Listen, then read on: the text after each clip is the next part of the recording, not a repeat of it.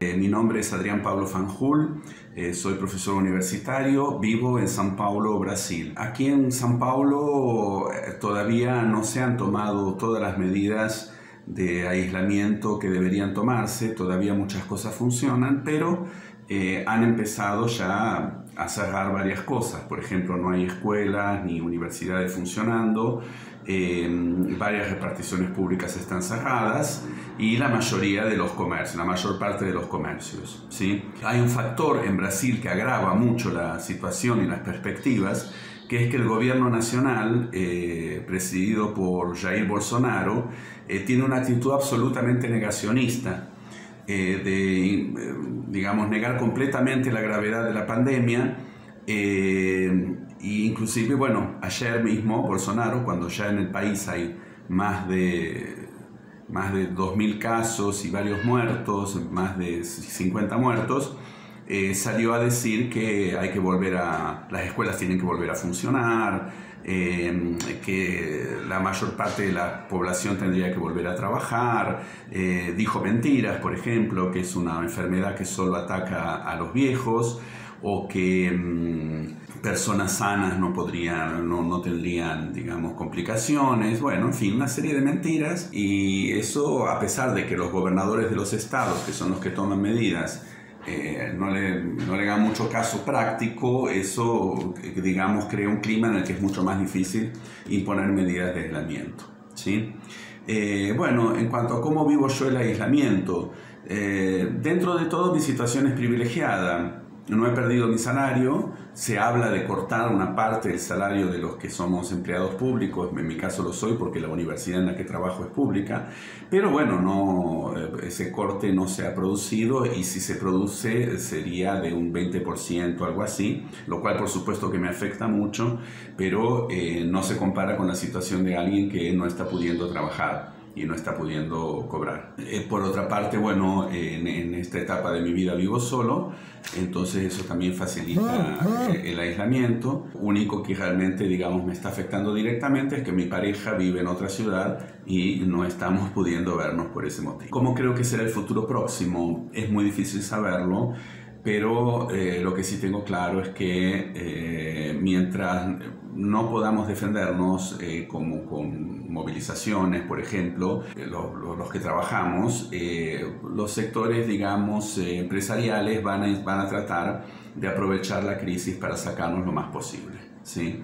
Entonces, bueno, pasada la crisis vamos a tener que reorganizarnos mucho, vamos a tener que revitalizar todas nuestras formas de organización social, gremial, sindical, barrial, para recuperar lo que podamos de todo lo que ya nos venían arrancando con el neoliberalismo y continuarán arrancándonos aprovechando los efectos de esta epidemia.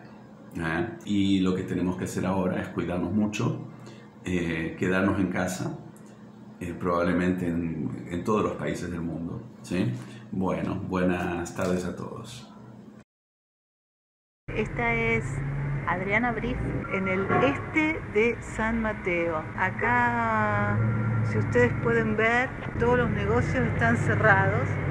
Este es un barrio donde la mayoría de la gente son gente latina que trabajan acá en negocios, jardineros, gente que es niñera, y que en este momento en que la economía está totalmente cerrada, están sin trabajo y sin ingresos.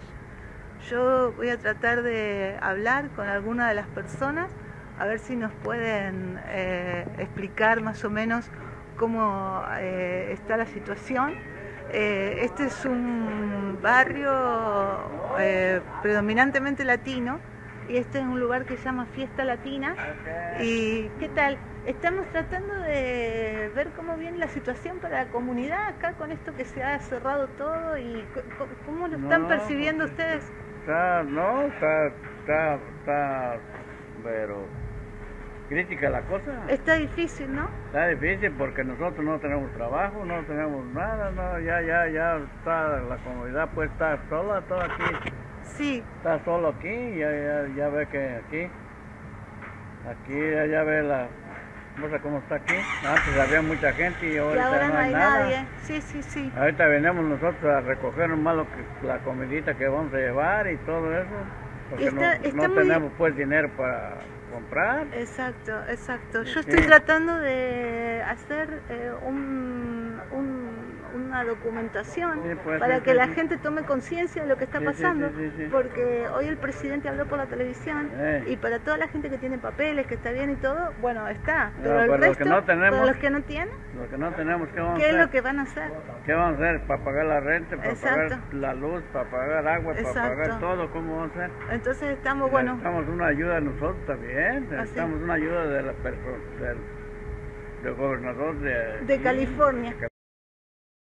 Diana Guzmán, de Rosario, artista y psicoanalista, Argentina, una ciudad que ya ha declarado la cuarentena hace más o menos una semana.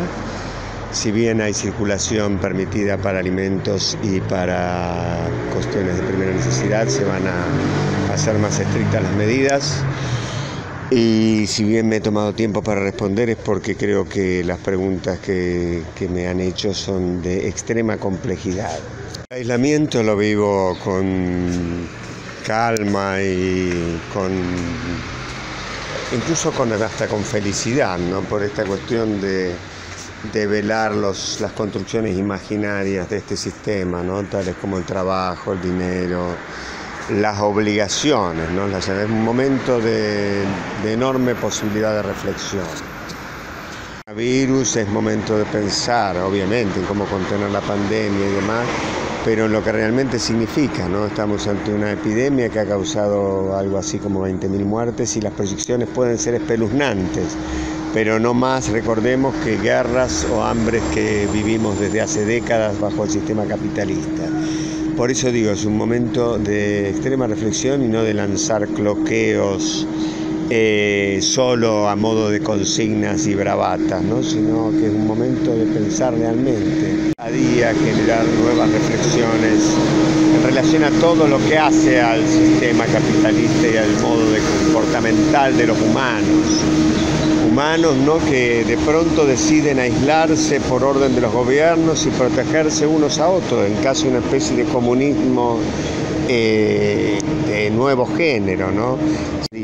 Este fenómeno es la aparición real del sujeto virtual, es decir, todas nuestras relaciones que ya la tenían, ¿no? Ya tenían un carácter de realidad, hoy cobran, digamos, verosimilitud. Hoy lo virtual pasó finalmente para la mayoría de la población a ser un elemento real. Amistades virtuales pasan a ser concretamente las únicas que tenemos y, digamos, todo este mundo que ya estaba preparado para esta aparición del sujeto virtual, hoy lo encarna. Batir el mal que se aproxima, que vuelvo a insistir, no solo es el virus, sino las condiciones terribles en las que va a quedar todo el modelo capitalista, en el cual han aprovechado para despidos masivos, expulsiones de migrantes y, en definitiva, profundizar las políticas de hambre y miseria que han venido desarrollando en los últimos 100 años. Un abrazo revolucionario, hasta luego. Una postdata pequeña, y es que la alerta importante a tener en cuenta es que las únicas fuerzas actuantes reales frente a la pandemia son en este momento, lamentablemente, los investigadores, el ejército o las Fuerzas Armadas y los gobiernos, es decir, los funcionarios. Por el lado del sujeto de las masas, hemos decidido voluntariamente este repliegue y creo que si hay algo por hacer es generar a través de este nuevo sujeto virtual y real redes de defensa para lo que viene. De manera, el aislamiento lo estoy viviendo como puedo, momento a momento. Creo que las redes a veces ayudan, a veces enferman. Estoy con mis hijas y con una gatita. Eso ayuda a distraerme un poco, si bien estoy leyendo las distintas publicaciones que me llegan desde distintos lados, desde cosas críticas de Oriente, hasta algunos análisis europeos, hasta cosas que podemos pensar con amigues. Empecé a hacer podcast, a grabar con un amigo que está confinado en Barcelona, y otra amiga que quedó atrapada allá en la casa de la hermana.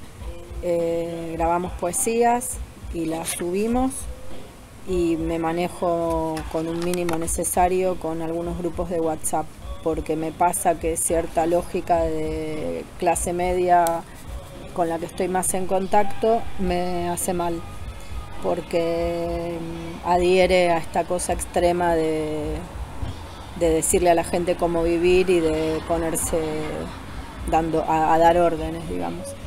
No tengo ni idea cómo puede ser el futuro. En el peor de los casos se repondrán una especie de estado de sitio policial, ciberpolicial, usando las cibertecnologías para esto, peor que en 1984 y cualquier otra de las grandes pelis de ciencia ficción. Y en el mejor de los casos creo que esto deja al desnudo las miserias del neoliberalismo, las formas de vida de mucha gente que no viven anclados en la solidaridad, en el apoyo mutuo, en la ayuda, en el respeto por quienes pensamos diferente.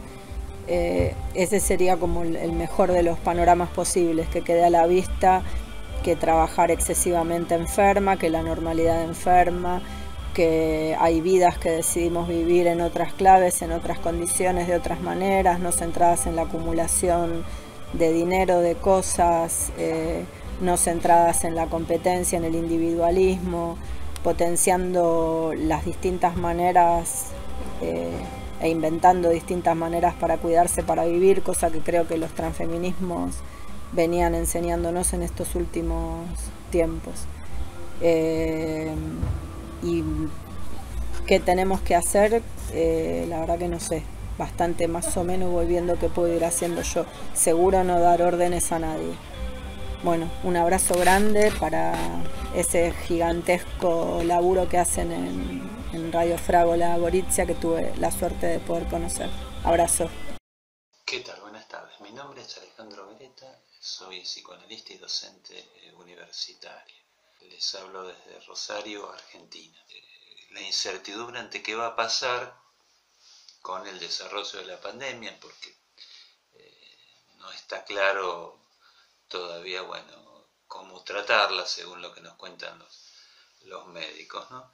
Y también, en cuanto a lo laboral, la gente teme bastante por qué va a pasar con sus trabajos, principalmente la gente que tiene trabajos más informales, ¿no?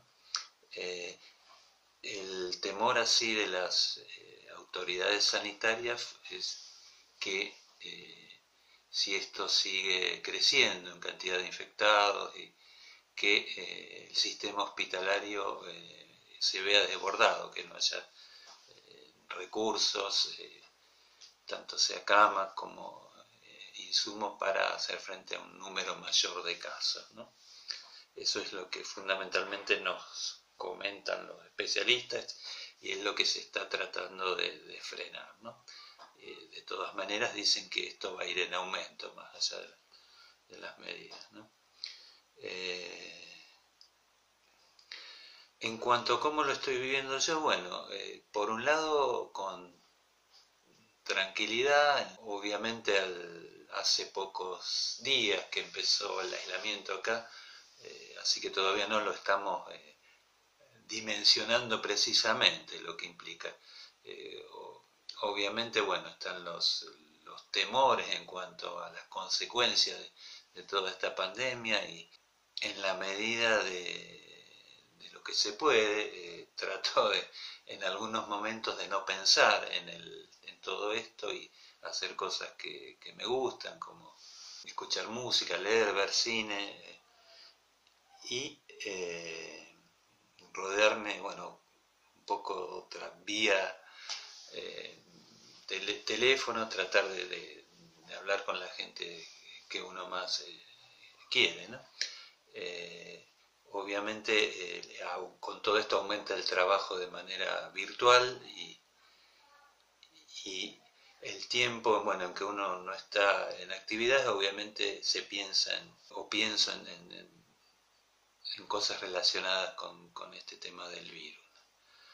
En cuanto a cómo veo el futuro, me parece que al menos de acá, en este lugar del mundo, lo vemos con bastante incertidumbre en cuanto a qué va a pasar con el desarrollo de la pandemia.